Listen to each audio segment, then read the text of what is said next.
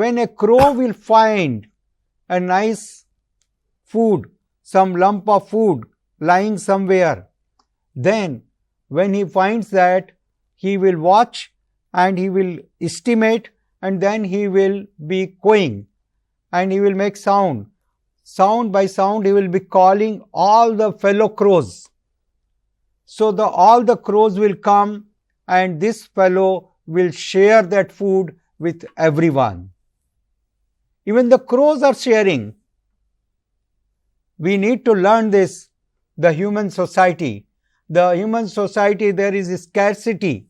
There are some countries in Australia, there is so much of the wheat and they are throwing it in the ocean. And so many places people are starving. So if we share with people, with humanity has no problem. Actually, this sharing we find even in the birds, even in the animals, and the human being, although we are human, but if we are not having the qualities, ఈ గుణాలు రావాలి, we become great by our qualities. Unfortunately, people nowadays, especially the youth, they are thinking that people become great by style and brand.